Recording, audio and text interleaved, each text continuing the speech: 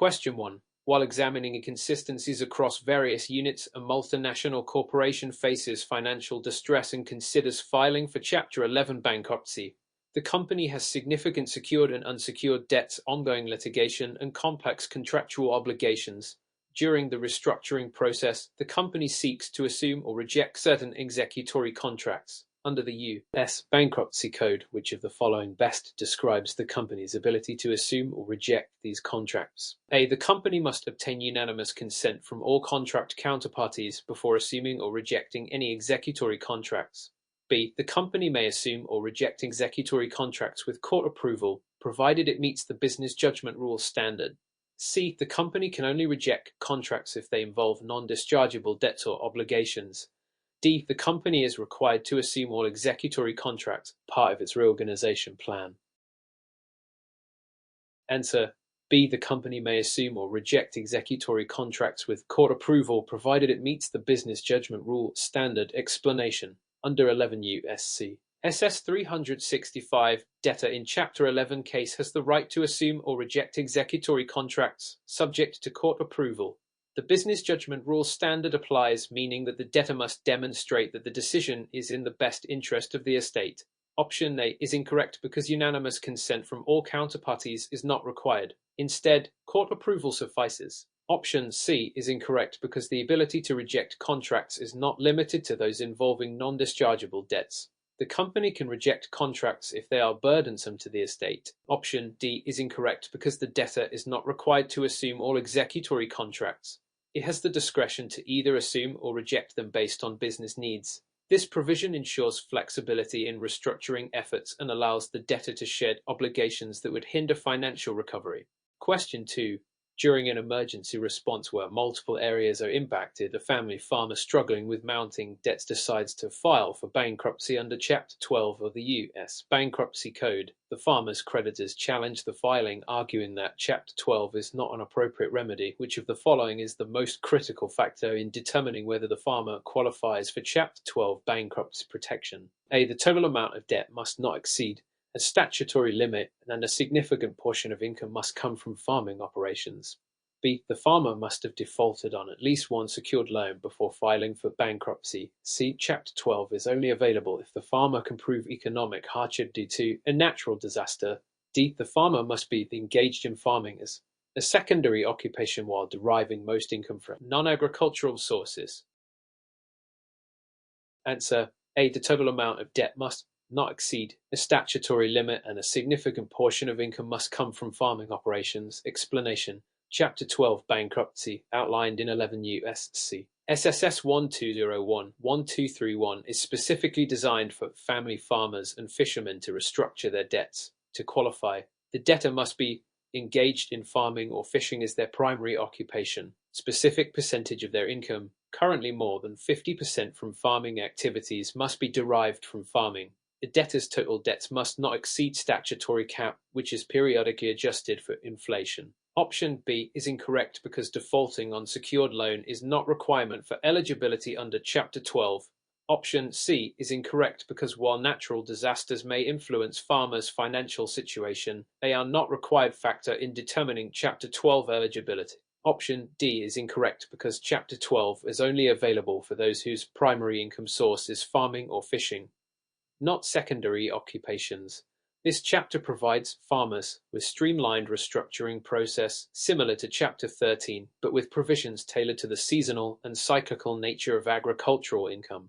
Question 3. While managing a hybrid approach where timing issues arise, a debtor in a Chapter 7 bankruptcy case is facing objections from creditors regarding certain asset exemptions claimed under state law. The creditors argue that the debtor improperly utilized the homestead exemption to shield assets from liquidation. What is the primary legal issue the court will evaluate in determining the validity of the debtor's exemption claim? A. Whether the debtor has been residing in the home for at least 2 years prior to filing for bankruptcy. B. Whether the debtor filed for bankruptcy with the intent to fraudulently shield non-exempt assets. C. Whether the debtor's total assets exceed the federal exemption limit, making the homestead exemption unavailable. D. Whether the debtor has any secured debts that automatically invalidate the homestead exemption. Answer: B. Whether the debtor filed for bankruptcy with the intent to fraudulently shield non-exempt assets. The explanation under 11 U.S.C. SS 522. Debtor may claim certain exemptions, including the homestead exemption, which varies by state. However, courts scrutinize these claims, particularly under 11 U.S.C. SS 727 and SS 548, to determine whether fraudulent intent was involved in transferring or shielding assets. Option A is incorrect because the homestead exemption is not contingent upon strict 2-year residency requirement. Instead, the length of residency affects which state's exemption laws apply per 11 U.S.C. SS 522 B3A. Option C is incorrect because state exemptions apply independently of federal exemption limits. An exceeding federal limit does not automatically disqualify debtor from using state exemption. Option D is incorrect because secured debts do not invalidate homestead exemption, though they may impact the available equity. If the court determines that the debtor manipulated assets to claim an exemption improperly, the exemption may be denied and the debtor could face additional legal consequences, including loss of discharge. Question 4. During a comprehensive review of a process that needs improvement, a bankruptcy court is assessing a Chapter 7 trustee's actions in liquidating debtor's assets. The trustee sold a piece of commercial property owned by the debtor at public auction. However, secured creditor, who held perfected lien on the property, alleges that the trustee improperly distributed the proceeds by prioritizing certain administrative expenses over the secured claim. The secured creditor is now challenging the distribution, arguing that it violated the priority rules under the Bankruptcy Code. Under Chapter 7 of the U.S. Bankruptcy Code, which of the following correctly outlines the order of priority for distribution of assets in liquidation? A. Secured creditors are paid first, followed by priority unsecured creditors, then general unsecured creditors, and finally equity holders. B. Administrative expenses, including trustee fees and attorney costs, are paid first, followed by secured creditors, then unsecured creditors, and finally equity holders. C. General unsecured creditors receive distributions before secured creditors to ensure fairness in asset liquidation. D. The trustee full discretion in determining the order of distribution, provided it is done in the best interest of all creditors. Answer A. Secured creditors are paid first, followed by priority unsecured creditors, then general unsecured creditors, and finally equity holders. Explanation under 11 U.S.C. SS 726, the Bankruptcy Code establishes clear priority for distribution in Chapter 7 cases. Secured creditors have the highest claim as they hold an interest in specific collateral. Once secured creditors are satisfied, priority unsecured creditors, such as administrative expenses and wages, are paid. After that, general unsecured creditors receive payment. Lastly, any remaining funds are distributed to equity holders, such as shareholders in corporate bankruptcy. Option is correct because it accurately reflects the legal order of distribution. Option B is incorrect because it incorrectly prioritizes administrative expenses before secured claims. While administrative expenses like trustee fees are priority unsecured claims, secured creditors must be paid first from the collateral's proceeds. Option C is incorrect because general unsecured creditors do not receive payment before secured creditors. Option D is incorrect because the trustee must follow statutory distribution rules and does not have full discretion. Question 5. When implementing new protocols in a shared environment, a bankruptcy judge's ruling on an adversary proceeding regarding a fraudulent transfer under 11 U.S.C. SS 548, the debtor corporation transferred significant sum of money to related entities shortly before filing for Chapter 11. The bankruptcy trustee argues that the transfer was made with the intent to hinder, delay, or defraud creditors. However, the debtor's legal team claims the transfer was part of an ordinary course of business transaction and should not be reversed. Which of the following factors is not typically considered when determining if transfer is fraudulent under SS 548 of the Bankruptcy Code? A. Whether the debtor received reasonably equivalent value in exchange for the transfer. B. Whether the transfer was made within 2 years before the bankruptcy filing. C. Whether the debtor intended to repay the creditors in the future. D. Whether the debtor was insolvent at the time of the transfer or became insolvent as a result of it. Answer C. Whether the debtor intended to repay the creditors in the future. Explanation. Fraudulent transfers under SS 548 occur when debtor intentionally moves assets to avoid creditor claims or when debtor receives less than reasonably equivalent value in transfer while insolvent. Courts evaluate several factors, often called badges of fraud, to determine whether transfer is fraudulent. Option is incorrect because courts do consider whether the debtor received reasonably equivalent value. If not, the transfer may be voided. Option B is incorrect because SS 548 applies to transfers made within 2 years before bankruptcy filing. Option C is correct because debtors' intent to repay creditors in the future is irrelevant. The law focuses on the nature of the transaction at the time it occurred. Option D is incorrect because debtor's insolvency is a key factor in determining whether transfer was fraudulent. Question 6. In an environment where different components must interact, a bankruptcy attorney is advising a debtor considering filing for Chapter 13 bankruptcy to reorganize personal debts. The debtor has a mortgage on a primary residence, unsecured credit card debt, and tax debt owed to the IRS. The debtor is concerned about whether these debts can be discharged and how they will be treated in the repayment plan. Which of the following statements of Chapter 13 bankruptcy is correct? A. Secured debts like mortgages must always be paid in full in a Chapter 13 plan with no modifications allowed. B. A debtor can include federal tax debt in a Chapter 13 repayment plan, but some tax obligations may still survive discharge. C. Unsecured credit card debt must be paid in full in a Chapter 13 plan. D. A debtor cannot use Chapter 13 if they are behind on mortgage payments. Answer. B. A debtor can include federal tax debt in a Chapter 13 repayment plan, but some tax obligations may still survive discharge. Explanation. Option is incorrect because under 11 U.S.C. SS 1322, certain secured debts such as mortgages can be modified in limited circumstances, e.g. stripping second mortgages when home is underwater. However, primary residence mortgage balances cannot typically be reduced, crammed down. Option B is correct because while certain federal tax debts can be repaid over time through Chapter 13 plans, some tax obligations, like those related to recent filings, may not be dischargeable.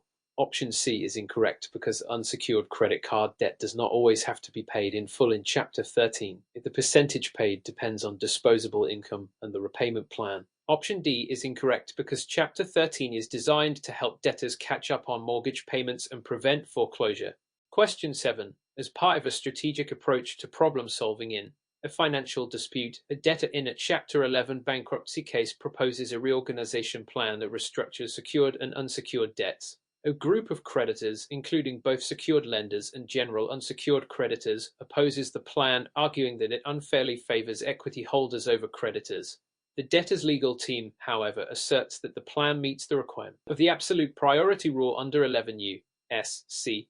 SS 1129b and should be confirmed. Under the absolute priority rule in Chapter 11 bankruptcy, which of the following must be true for court to confirm reorganization plan over creditor objections? A. Secured creditors must approve the plan before it can be confirmed.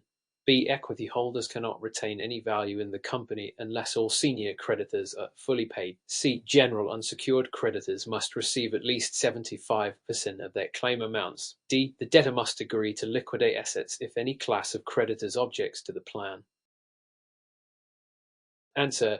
B. Equity holders cannot retain any value in the company unless all senior creditors are fully paid. Explanation.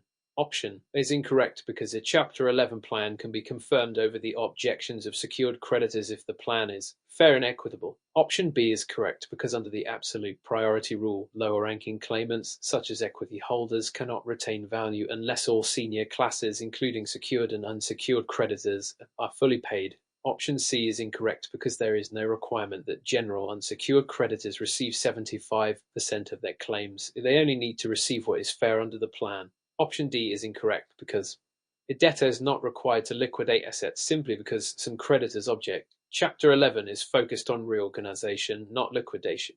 Question 8. In evaluating risks associated with long-term commitments, a business owner considering Chapter 7 bankruptcy is concerned about the impact on personally guaranteed business debts. The owner signed personal guarantees for several company loans and the business is unable to pay. The owner wonders whether a Chapter 7 filing will protect them from personal liability. Which of the following best describes the treatment of personally guaranteed debts in a Chapter 7 bankruptcy? A. The business's Chapter 7 filing automatically discharges the owner's personal liability on guaranteed debts.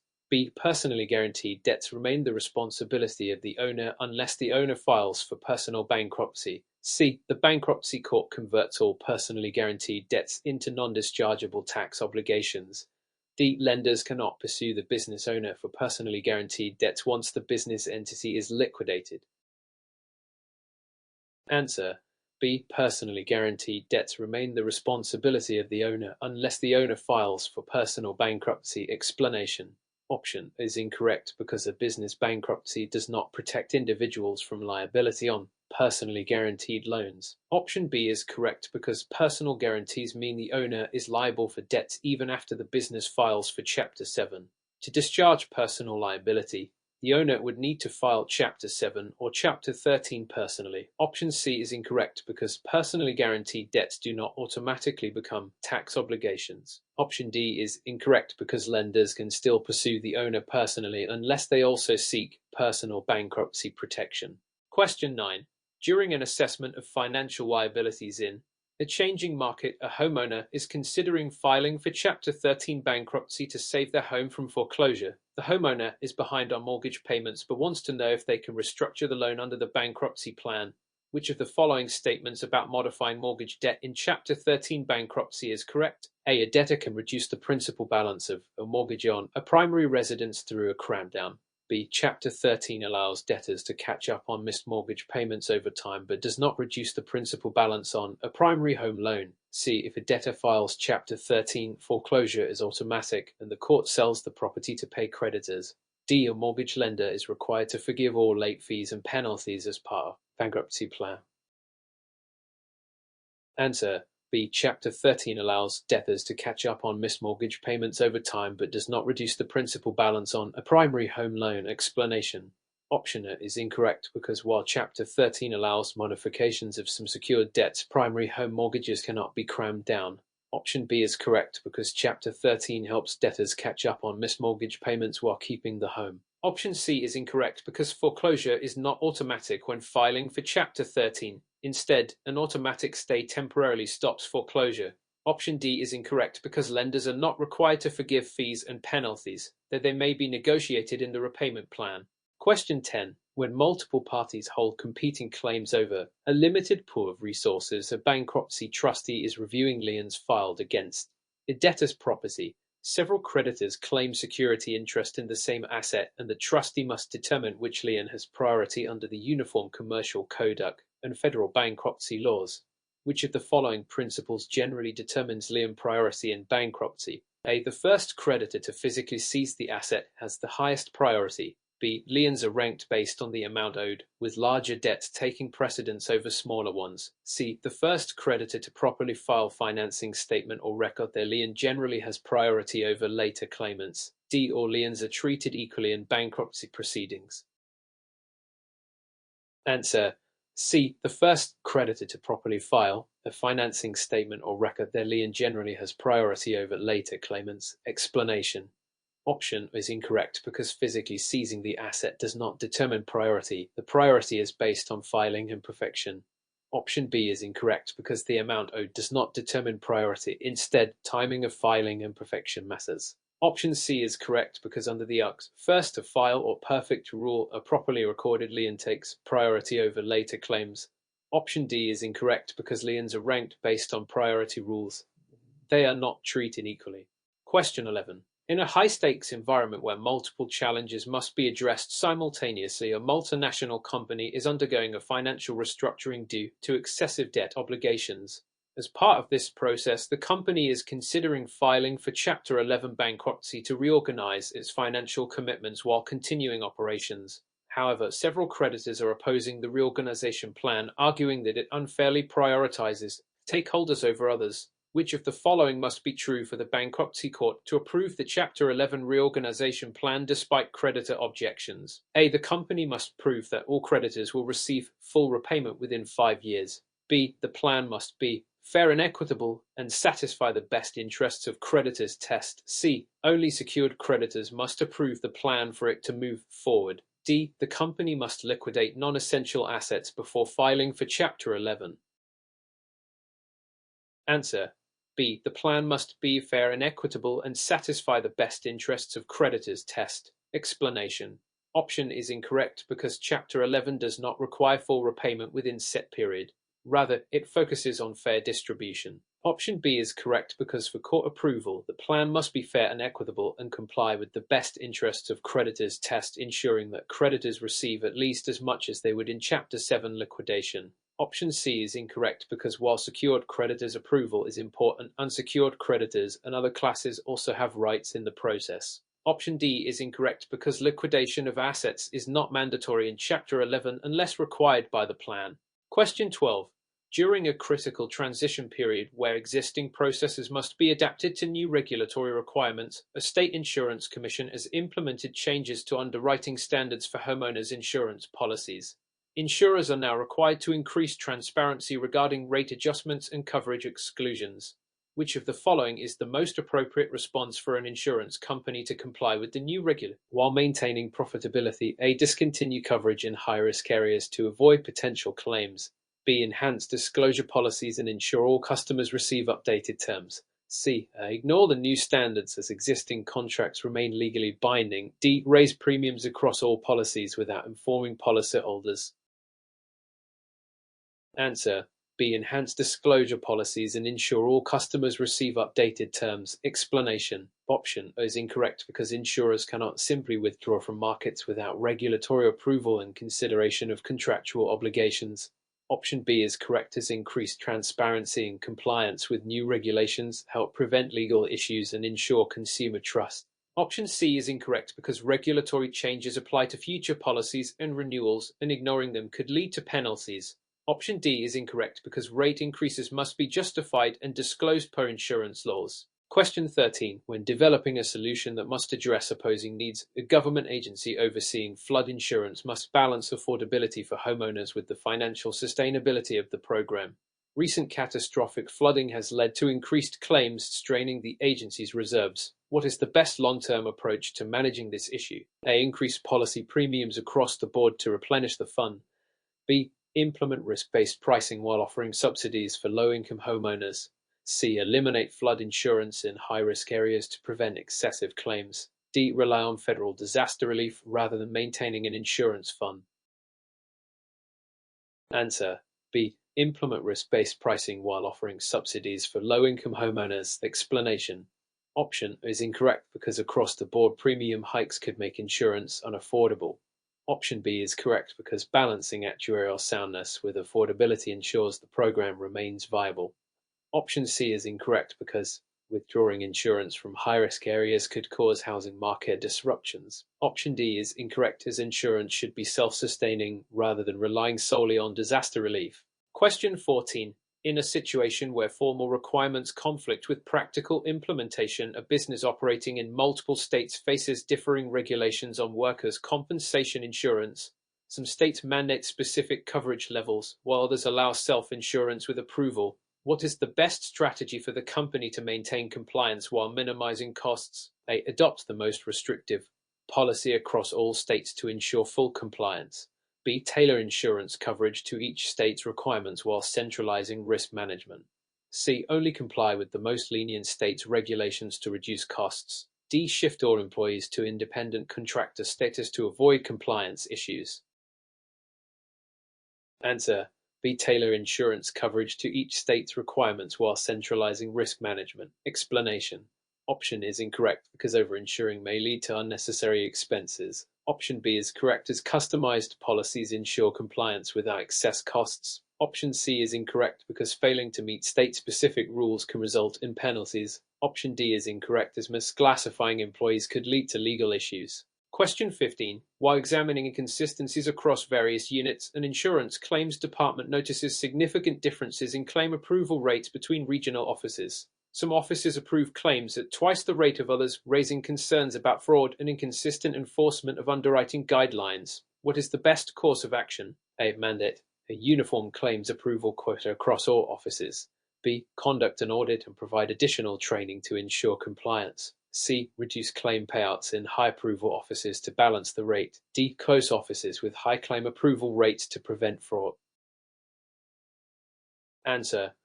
B. Conduct an audit and provide additional training to ensure compliance. Explanation. Option is incorrect because quotas do not address underlying issues in claim evaluations. Option B is correct as an audit can identify discrepancies and training ensures consistent policy application. Option C is incorrect because arbitrarily reducing claim payouts may harm legitimate claimants. Option D is incorrect as closing offices without investigating the cause is not a justified solution. Question 16. In a multi-location scenario where consistency requirements must be maintained, a national logistics company is experiencing delays in processing insurance claims for damaged shipments. Different regional offices follow varying guidelines for evaluating claims, leading to inconsistencies in approval times and payout amounts. Which of the following strategies would best ensure standardized claim processing while maintaining efficiency? A. Implement a centralized claims processing system with uniform criteria for all locations. B. Allow each region to continue handling claims independently to respect local expertise. C. Reduce claim approvals in high-activity locations to align with the slower offices. D. Adopt a flexible approach where claims are evaluated based on individual office capacity.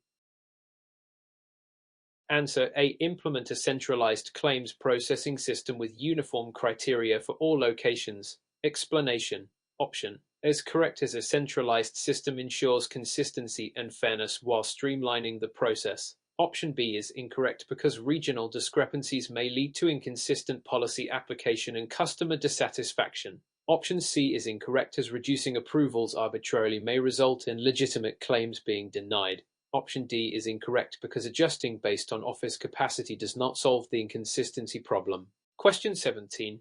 During an emergency response where multiple areas are impacted, an insurance company is inundated with claims following a major hurricane. Policyholders are experiencing long wait times for claim processing, leading to customer dissatisfaction and potential reputational damage. What is the most effective way to handle the increased volume of claims while maintaining service quality? A. Temporarily suspend all non-essential claim reviews to prioritize hurricane-related claims. B. Deploy additional claims adjusters to high-impact areas and implement fast-track claim approvals. C. Deny non-hurricane-related claims until the backlog is cleared.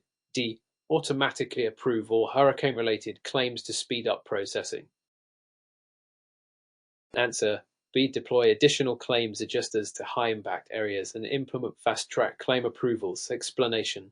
Option is incorrect as stopping all non-essential claims could create further backlogs and legal issues. Option B is correct because increasing personnel and prioritizing claims strategically allows for faster processing while maintaining accuracy. Option C is incorrect since denying unrelated claims is unfair and could lead to legal disputes. Option D is incorrect because automatic approvals increase the risk of fraud. Question 18. While updating traditional approaches where interconnections between different teams must be preserved, an auto insurance provider is transitioning from manual claims processing to an AI-driven system. However, some adjusters are concerned about job security and potential inaccuracies in automated claim decisions. Which approach would best facilitate the transition while addressing employee concerns? A. Implement the AI system immediately and phase out manual adjusters to cut costs. B. Offer training programs to adjusters on AI tools and integrate human oversight into the system. C. Limit AI implementation to simple cases and retain full manual review for complex claims. D. Allow employees to opt out of using AI tools to maintain traditional workflows. Answer B. Offer training programs to adjusters on AI tools and integrate human oversight into the system. Explanation. Option is incorrect because an immediate transition without support may create employee resistance and errors.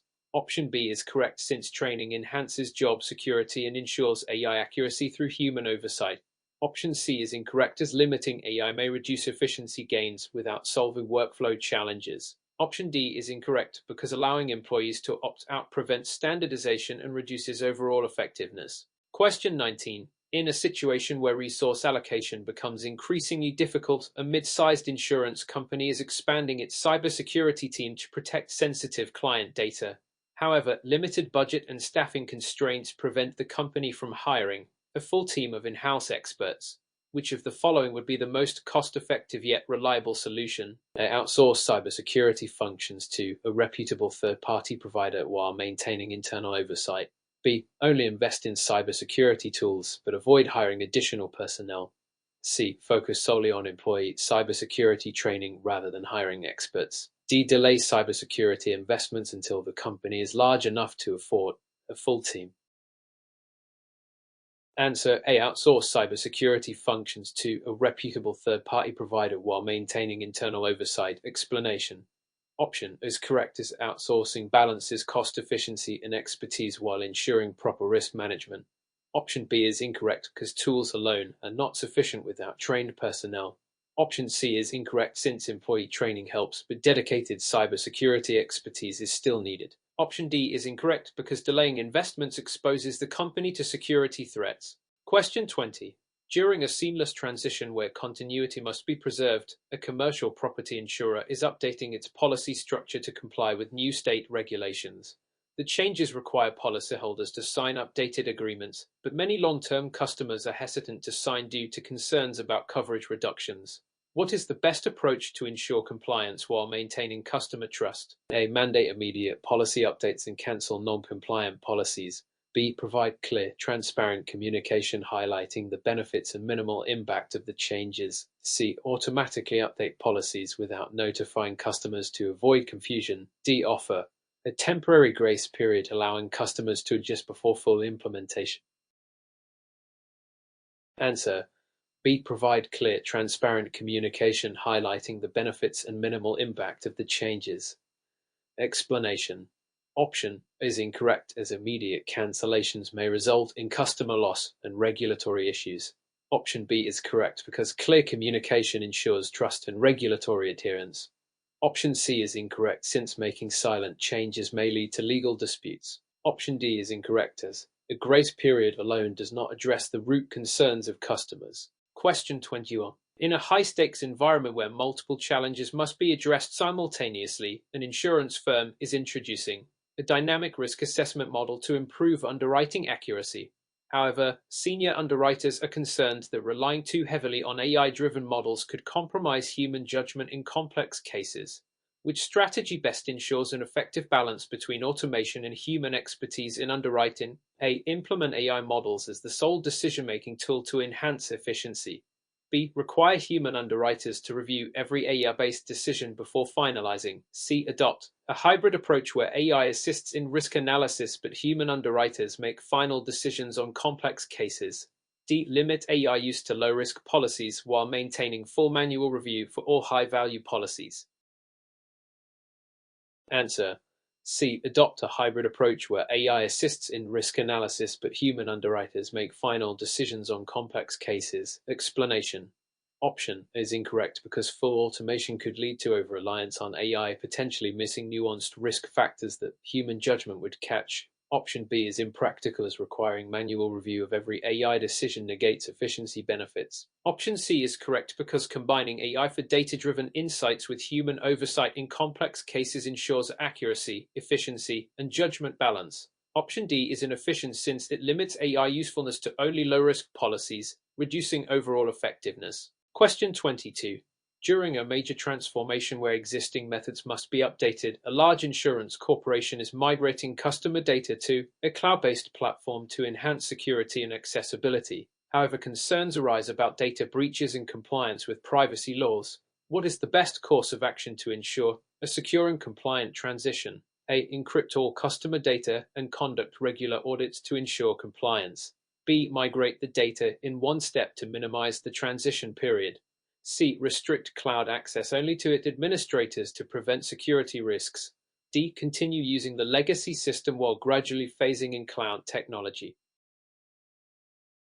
Answer A. Encrypt all customer data and conduct regular audits to ensure compliance. Explanation. Option is correct as encryption ensures data protection while audits confirm regulatory compliance. Option B is risky because a sudden migration increases the chance of data loss or system failures. Option C is unrealistic since limiting cloud access could hinder operational efficiency. Option D could work in some cases, but running both systems in parallel for too long can lead to inefficiencies and higher costs. Question 23. While analyzing the root causes of sequential problems in insurance fraud detection and insurer notices, a pattern where fraudulent claims are going undetected due to loopholes in the verification process, adjusters are overwhelmed with high claim volumes leading to rushed assessments. What is the most effective solution to strengthen fraud detection without significantly delaying claim processing? A. Introduce AI-based fraud detection tools to flag suspicious claims for further review. B. Mandate additional verification steps for every claim, regardless of risk level. C. Increase the number of human fraud investigators without changing the process. D. Reduce claim approvals to slow down processing and allow for deeper reviews.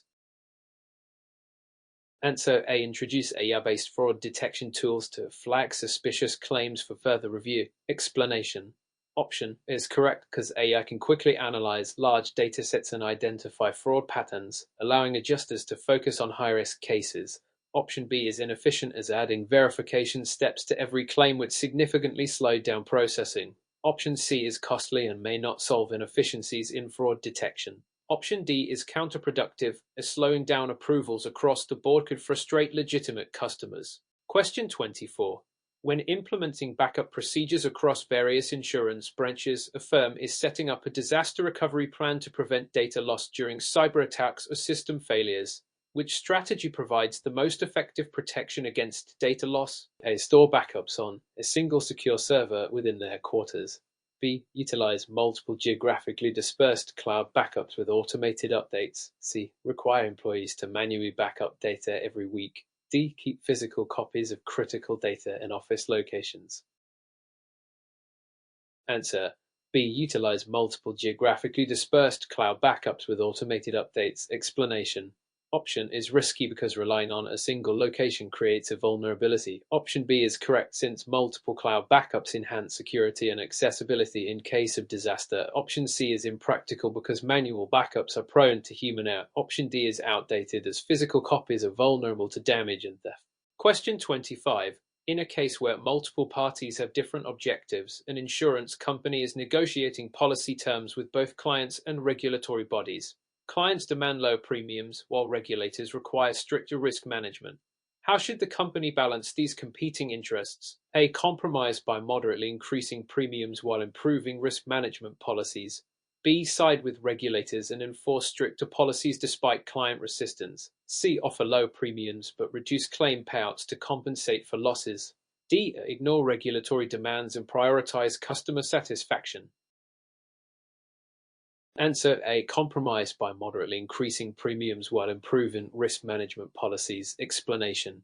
Option is correct as it meets regulatory requirements while ensuring sustainability for both the company and clients.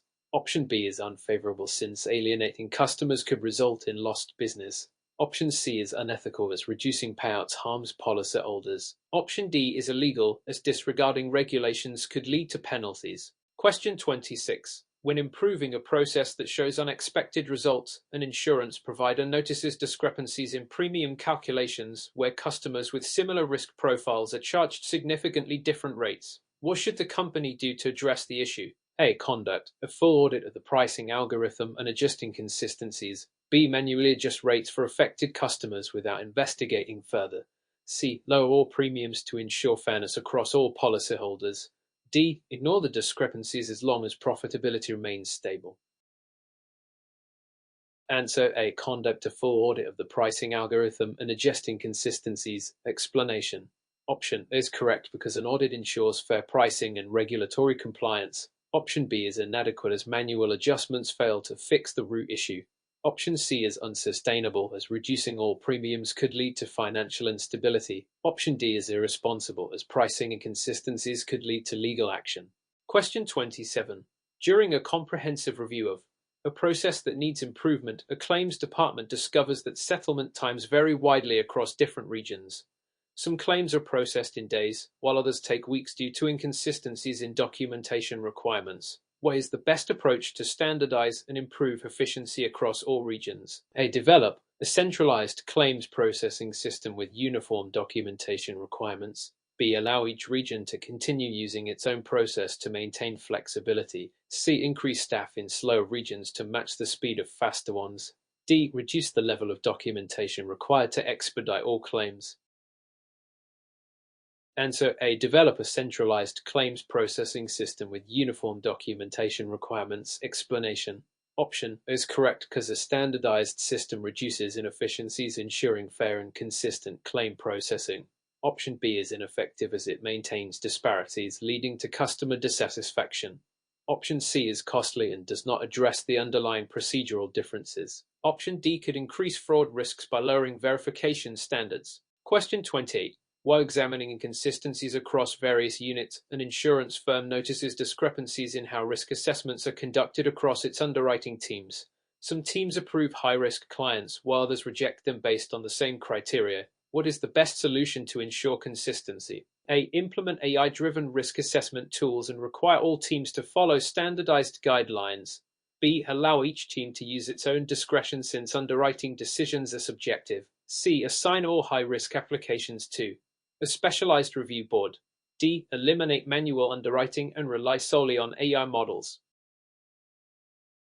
Answer A. Implement AI-driven risk assessment tools and require all teams to follow standardized guidelines. Explanation. Option is correct as AI helps reduce bias while ensuring uniform decision-making. Option B is problematic since subjective decision-making leads to inconsistencies. Option C could work, but it adds processing delays and may not be practical for high-volume applications. Option D is too extreme since AI alone may not account for complex cases requiring human judgment. Question 29. In a situation where resource allocation becomes critical, a large insurer is experiencing a surge in claims due to a natural disaster overwhelming its adjusters. Which action will most effectively balance workload while maintaining claim accuracy? A. Implement a triage system to categorize claims by severity and prioritize urgent cases. B. Require all adjusters to handle the same number of claims, regardless of complexity. C. Delay low-priority claims indefinitely to focus on the most critical cases. D. Hire temporary staff to assist, even if they lack specialized training. Answer A. Implement a triage system to categorize claims by severity and prioritize urgent cases. Explanation. Option is correct because triaging ensures urgent claims receive immediate attention while low-priority cases are still processed systematically. Option B is unrealistic as complex claims require more time and expertise. Option C leads to poor customer service as delaying all non-critical claims creates backlogs. Option D can introduce errors if temporary staff lack proper training.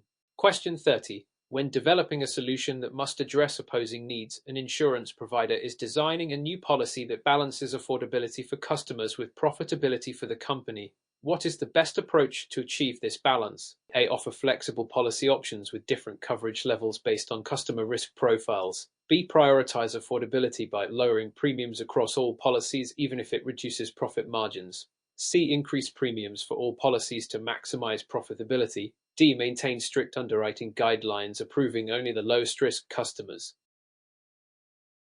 Answer A. Offer flexible policy options with different coverage levels based on customer risk profiles. Explanation. Option is correct as it allows customization, making policies accessible to different customer segments while maintaining profitability.